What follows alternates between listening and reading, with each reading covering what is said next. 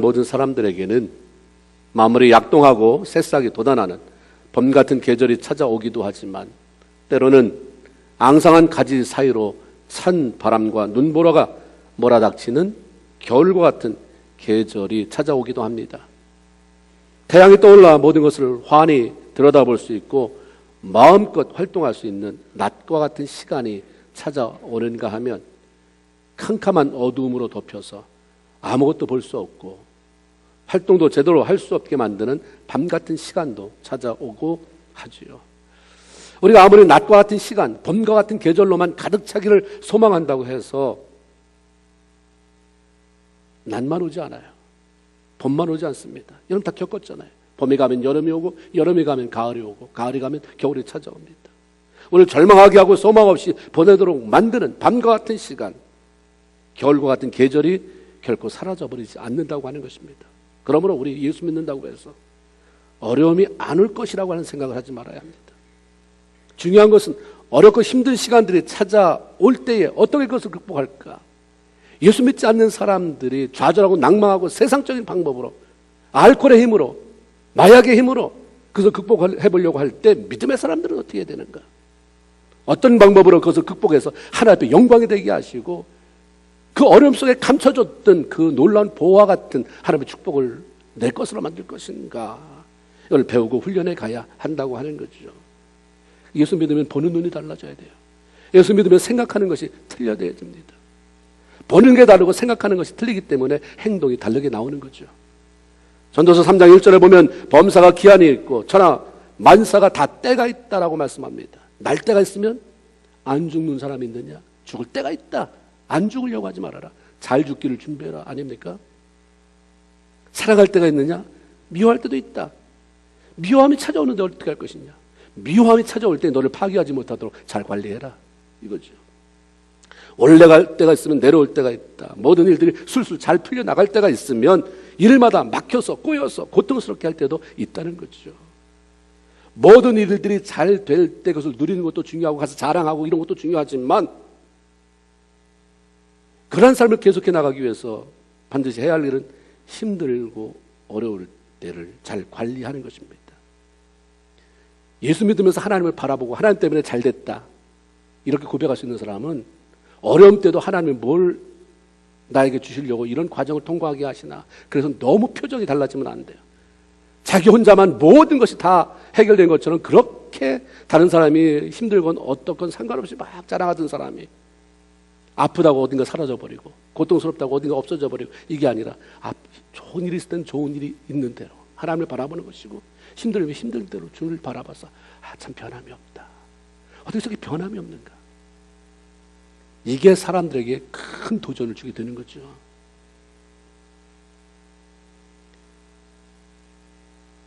은혜가 메마르고 미움으로 가득 차고 자꾸 문제가 생겨나는 그 아픔의 시간들이 나의 삶이나 나와 다른 사람들과의 관계, 나와 하나님과의 관계를 파괴하지 못하도록 반드시 지혜롭게 해결해 가야 합니다. 하나님은 오늘 본문에 나오는 회당장 야이로라고 하는 사람을 통해서 삶의 위기 순간이 찾아올 때 어떻게 극복할 것이냐, 어떻게 극복하고 승리의 삶으로 이어지게 할 것인가, 거기에 대한 교훈을 우리에게 들려주고 있습니다. 어느 날 예수님께서 한 동네에 들어가셨을 때에 회당장이라고 하는 직분을 가진 야이로라는 사람이 예수를 찾아왔어요. 예수는 보자마자 그 발에 엎드립니다. 그리고 간절히 요청을 해요. 예수님 제발 우리 집에 좀 한번 와주세요. 그 이유는 12살 먹은 외동딸이 병에 걸려서 죽게 되었다고 하는 사실 때문이었습니다. 예수님이, 내가 들으니까 예수님은 모든 병을 다 고치신다는데 예수님이 오셔서 내 병든 딸에게 손을 얹기만 하면 나을 수 있을 것입니다. 이런 확신 때문에 사람들이 보든 말든 군중이 거기 얼마 있든 말든 그냥 발 앞에 엎드렸어요. 그러면 간절하게 구하고 또 구하고,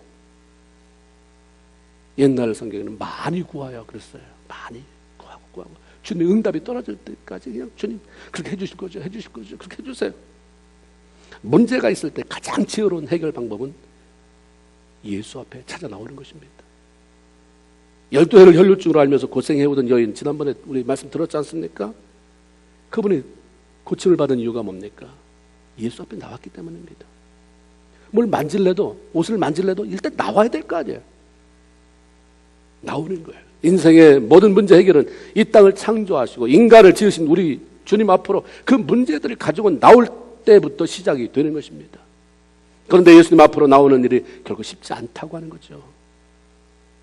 우리의 가지고 있는 의심, 다음에 라고 하는 미움, 하나님을 신뢰하지 못하는 불신, 내가 어렵다고 이때 교회 나가면 사람이 어떻게 볼까, 자존심, 자꾸 게으름 피는 것들, 이런 것들을 내놓지 않으면 주님 앞에 나갈 수 없어요. 주님 앞에 나가면 뭔 일이 자꾸 생기니까 사단은 끊임없이 조건을 갖다 붙여요. 구실을 갖다 붙입니다. 회당장이라는 신분을 가진 야이로가 주님 앞에 나가서 그 발 앞에 무릎을 꿇고 딸을 살려달라고 간곡하게 구하는 것 그 자체는 결국 쉬운 일이 아니었어요. 그 신분 때문에. 유대인들은 예루살렘 성전에서 예배를 드렸습니다.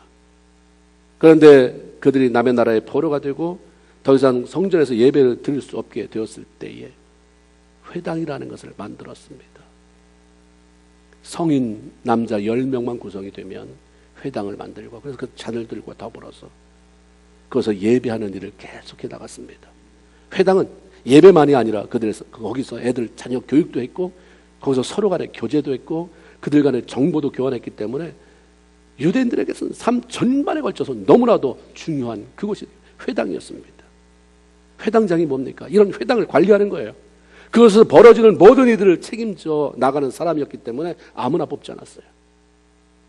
지식도 있어야 되고, 지혜도 있어야 되고, 사람들이 잘 따라줄 수 있는 인격과 리더십도 있어야 되고, 그렇기 때문에 거기 뽑힌 사람은 사회적 지위를 가지고 있었고 사람들 앞에 존경을 받는 인물이었습니다. 그런 사람이 예수라고 하는 아직 신분이 미천해요. 모두가 다 인정하는 게 아니라 다 가난한 사람, 병 걸린 사람, 귀신 들린 사람, 이런 사람들만 우르르 쫓아다녔지 사회적으로 신분이 대단한 사람들은 하나도 인정하지 않았어요. 그까짓 게 뭐라고? 그 이단이다라고 이렇게 말해버렸어요. 바리새인, 사두개인들, 전통적으로 백성들의 영적인 지도자, 종교적 지도자라고 말하는 그 사람은 예수를 전혀 인정하지 않았어요. 이해하는 부분이 있더라도 시기와 질투 때문에 그냥 밟아버리려고 했고 결국 그들이 죽여버리지 않습니까? 그런 상황, 그런 치고를 받고 있는 예수 앞에 회당장이 나간 거예요. 몰래 찾아간 것도 아닙니다. 드러내놓고 찾아갔어요. 그분 앞에 경의를 표해요. 무릎 앞에, 발 아래 무릎을 꿇습니다. 딸 좀 살려달라고 말하는 것, 이거는 엄청난 용기와 결단이 필요한 것이었습니다. 우리가 교회 하나 나오는 것도 어떤 무슨 일에 나를 필요로 할 때 그것조차도 저선 꼴 보기 싫어서 자존심 상해서 하나님의 일이고 뭐고 난 싫어, 네가 싫어, 너 꼴 보기 싫어, 나 자존심 상해서 못하는데 회당장이 이거 쉽지 않거든요. 그래서 예수 앞에 나오는 게 쉽지 않다는 거예요. 이 회당장이 그럼에도 불구하고 그렇게 할 수 있었던 이유는 한 가지, 12살짜리 외동딸이 다 죽어가고 있기 때문입니다. 안 해봤겠어요? 회당장을 사랑하고 존경하는 많은 사람이 우리 회당장이 어려움 당했다니까 이것도 갖다 주고 저것도 갖다 주고 이 정보도 알려주고 저 정보도 알려주고 안 된 거죠. 저대로 놔두면 이제 죽을 수밖에 없는 거죠. 그래서 예수 앞에 나온 거예요. 예수를 반대하는 사회적 환경이나 체면이 그를 주저앉히고 말았을 것인데 그 어려움 때문에, 그 위기 때문에 예수 앞에 나오게 만들었죠. 자존심, 체면, 인생 최대 위기 앞에서는 아무것도 아니었습니다.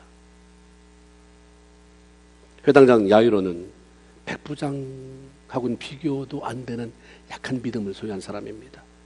백부장은 예수님께 찾아와서 자기 집에 종의 중풍병을 고쳐달라고 했을 때에 예수님이 간다고 말했어요.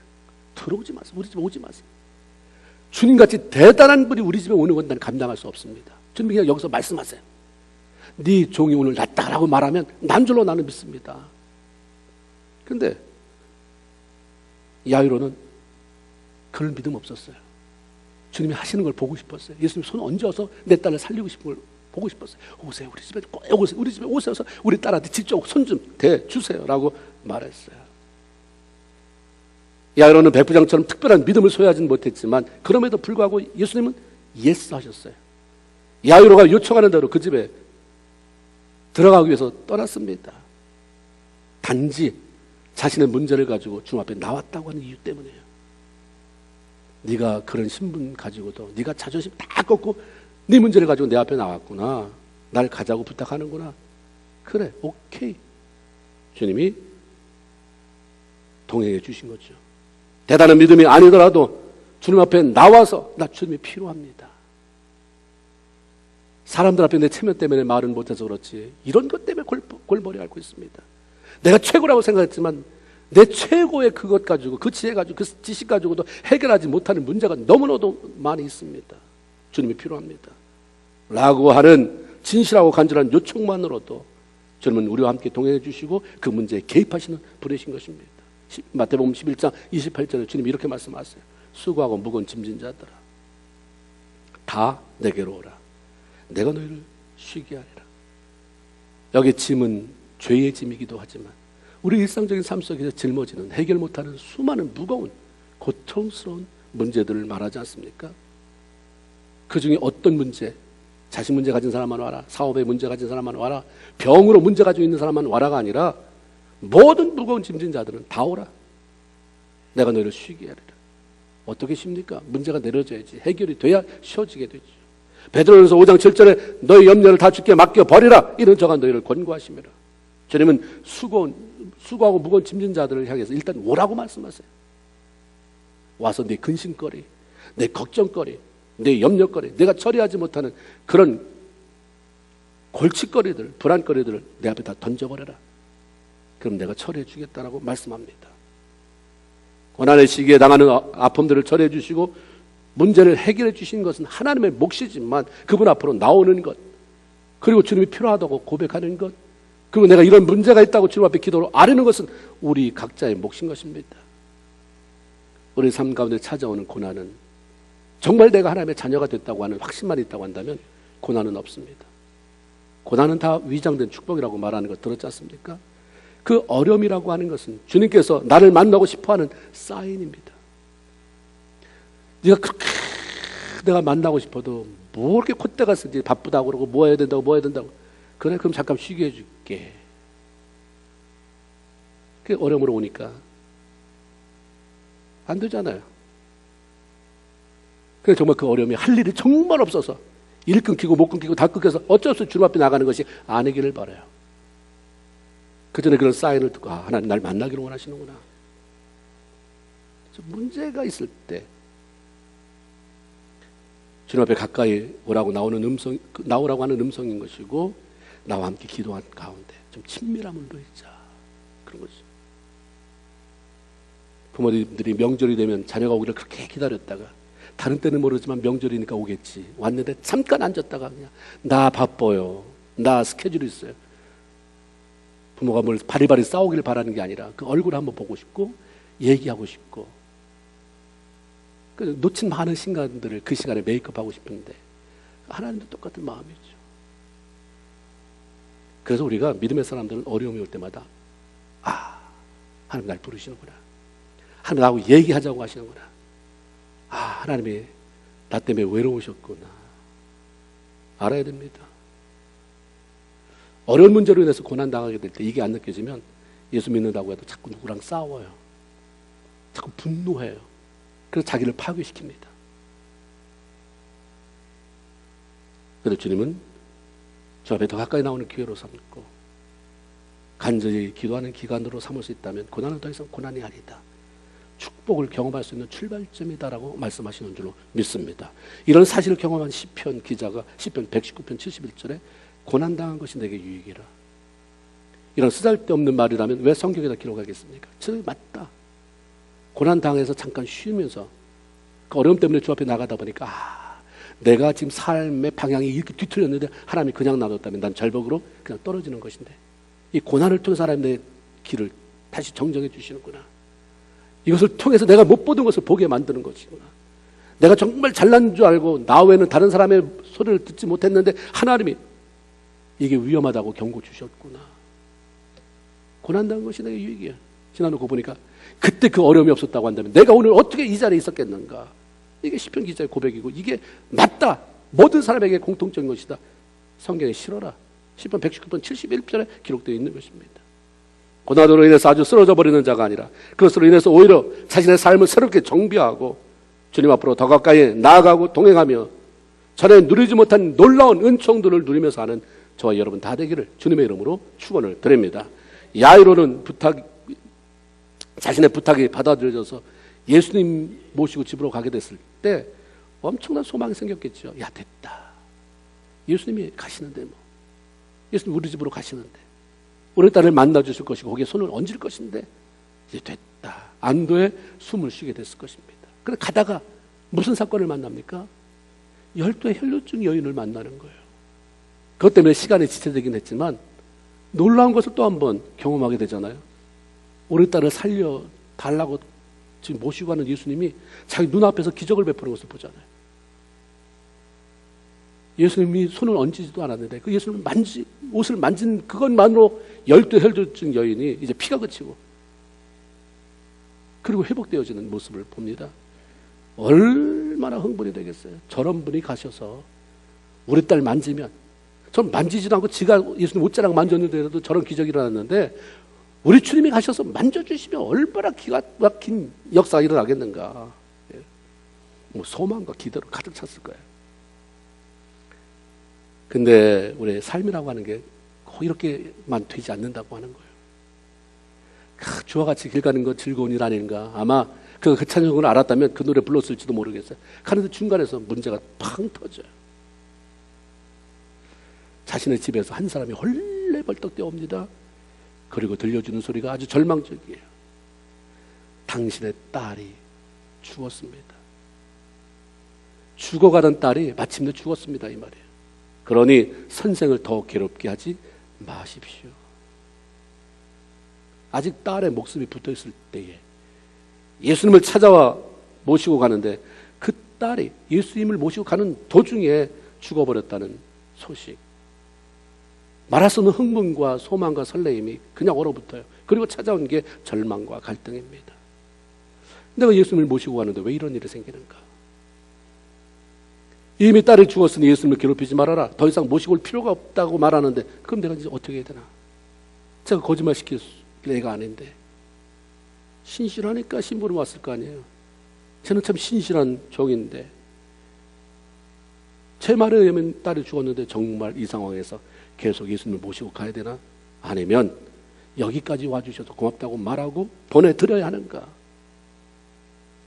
여러분 같으면 이런 경우에 어떻게 하시겠어요?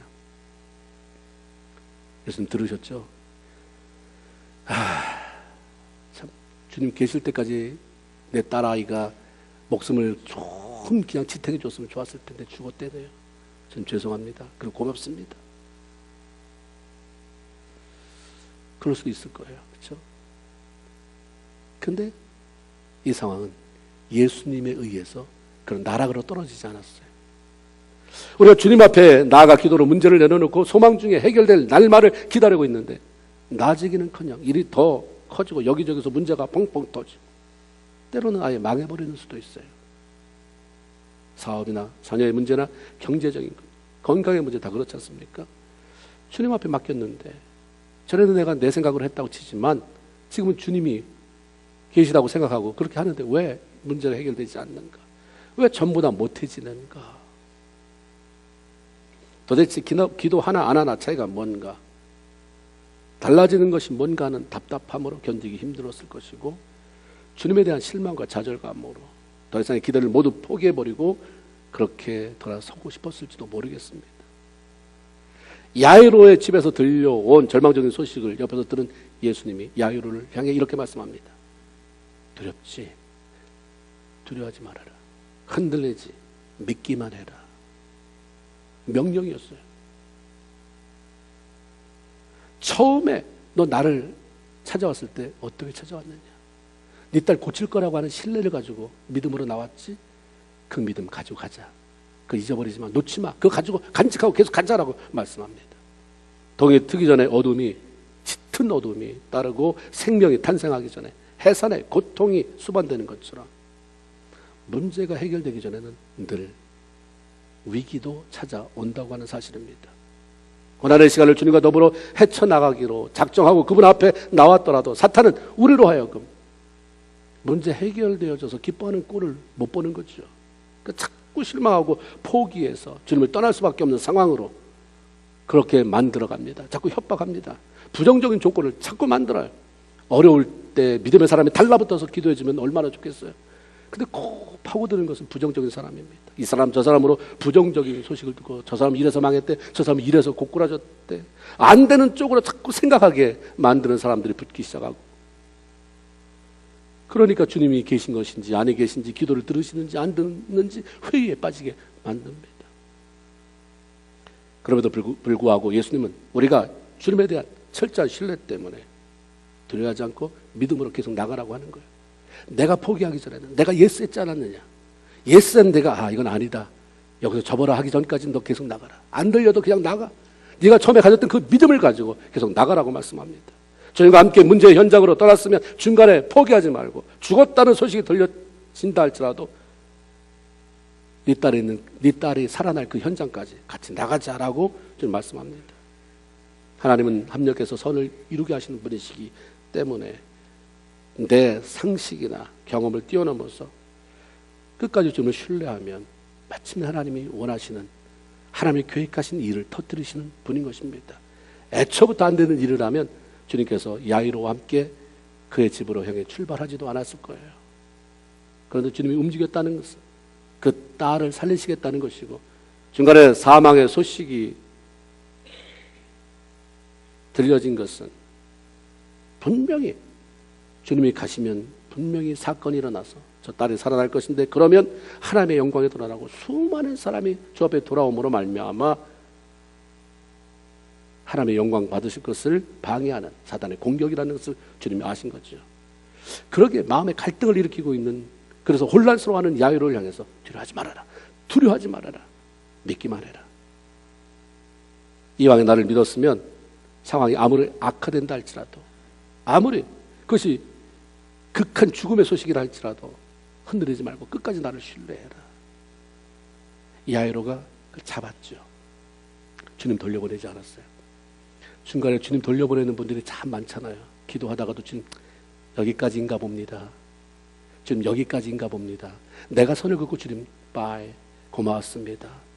그리고 그냥 예수를 안 믿습니까? 믿어요. 그래서 기도를 하는데 뭔 기도를 하는지 모르죠. 믿어요. 어떻게 내가 신앙생활을 하는지 몰라요. 감각이 없어졌으니까.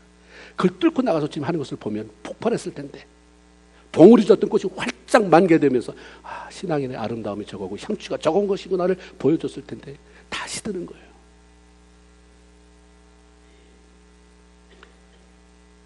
요 고린도전서 15장 58절에 그러므로 내 사랑하는 형제들아, 한번 따라합시다. 견고하며 흔들리지 말며.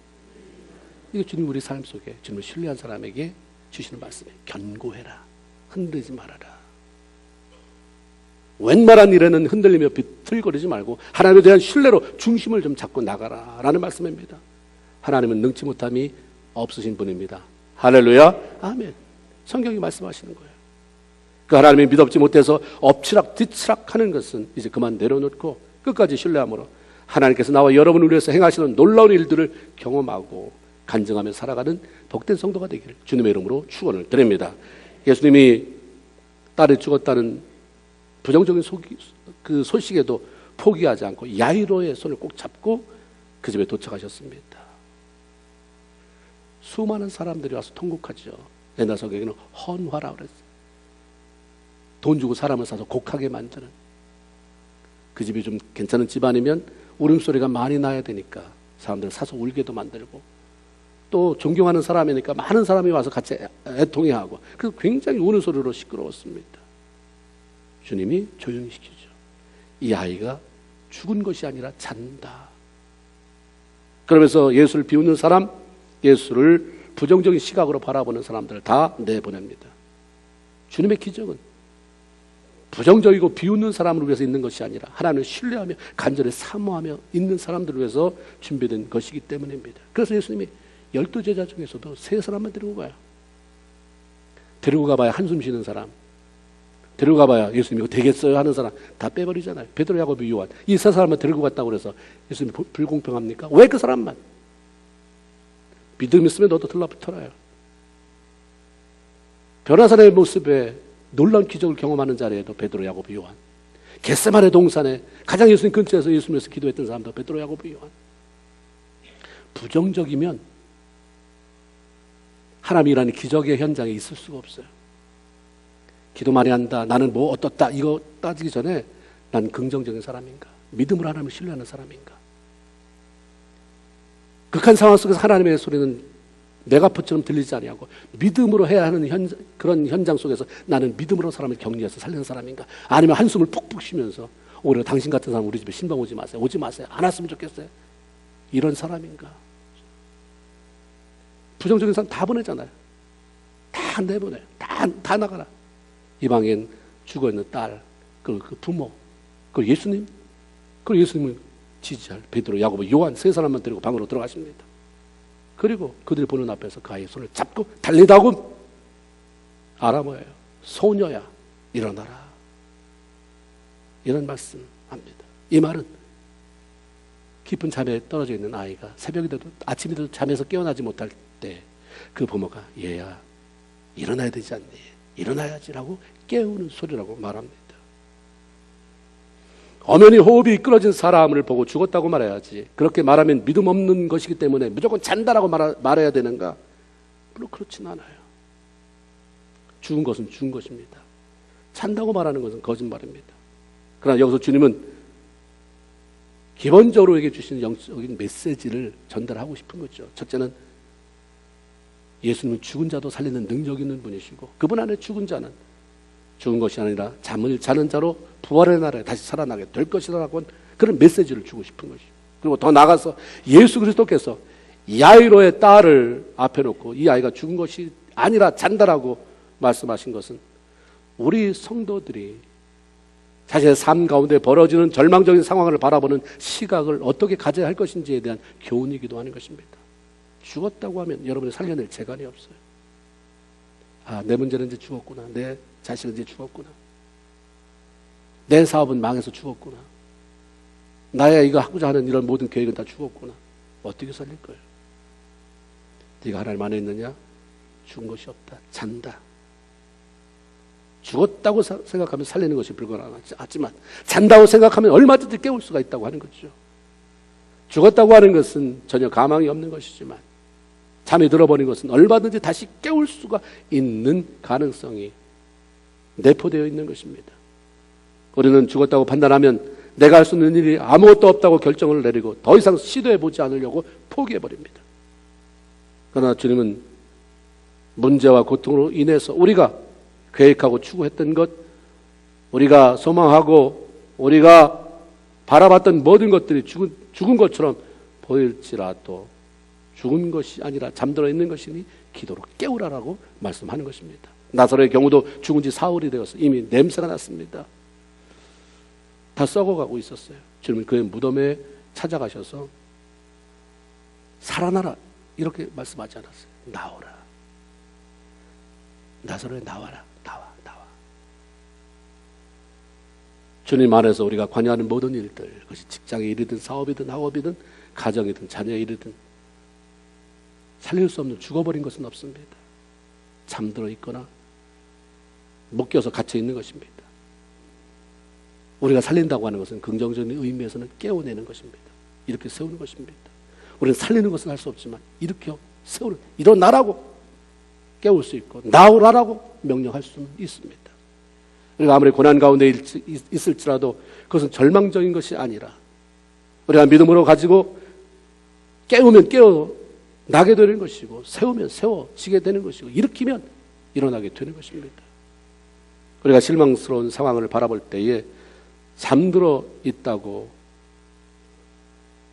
불가능하다고 죽었다고 생각을 하기 때문에 그냥 포기해버리고 분노와 좌절로 채우게 되는 것입니다. 내가 기도하지 못해서 잠들어 버렸구나. 내가 기도하지 못해서 삶이 배에 꽁꽁 묶여 답답한 동굴에 갇히게 됐구나 라고 깨닫고 믿음의 기도로 깨우고 풀어내고 흘러내치고 깨워 일어나게 되는 것이고 다시 새롭게 삶을 시작할 수가 있게 되는 것입니다. 그래서 주님이 그렇게 말하는 거예요. 너도 깨워라. 맨날 너 스스로 잠들어 있고 잠든 자도 못 깨우는 게 무슨 생명력이 있는 신앙이냐. 너도 일어나고 남도 깨워. 더 이상 그만 좀 자라. 이게 뭐냐. 불평불만 원망하는 삶이 뭐야? 잠들어 있는 거죠. 깊은 잠이 계속되면 죽을 수밖에 없어요. 깨워서 일어나라. 하나님 저를 깨워주세요. 하나님 저를 일으켜주세요. 저를 풀러주세요. 묶인 곳에서. 하나님 저를 다시 한번 하나님께서 풀어주시고 자유케 하셔서 하나님의 영광의 도구가 되게 하옵소서. 이게 우리가 기도해야 될 부분입니다. 모든 상황을 믿음의 눈으로 보는 사람들은 믿음의 행동을 하기 마련이죠. 히스기야가 죽을 병에 걸렸잖아요. 왕이 돼서 이제 제법 통치할 만하게 됐을 때에 하나님이 그를 죽이기로 작정하셨어요. 근데 그 죽음 앞에 그가 굴복하지 않잖아요. 믿음으로 행동합니다. 하나님 보세요. 내게 큰 고통을 더하신 것은 내게 평안함을 주려고 하심임을 나는 믿습니다. 하나님 그렇지 않습니까? 이런 믿음의 기도가 하나님이 그를 위해서 놀라운 일을 행하게 하셨고 결국 생명을 15년 연장시켜 주셨습니다. 아무리 어렵고 힘든 상황이라도 부정적으로 절망의 눈으로 바라보지 않고 하나님께서 함께 하심으로 말미암아 바꿔 놓으실 것을 이렇게 세우실 것을 믿음의 눈으로 바라보면 하나님께서 행하시는 놀라운 일을 기대하게 되고 그것을 경험하는 날이 오게 된다고 하는 것입니다. 고난 중에도 웃게 하시는 하나님.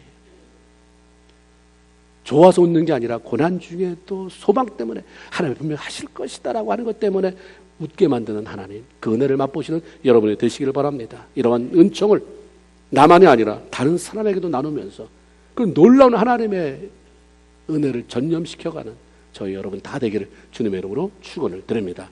아멘. 이제 우리 함께 찬양하기를 원하는데 여기에 모인 우리 한번 부르고요. 기도하겠습니다.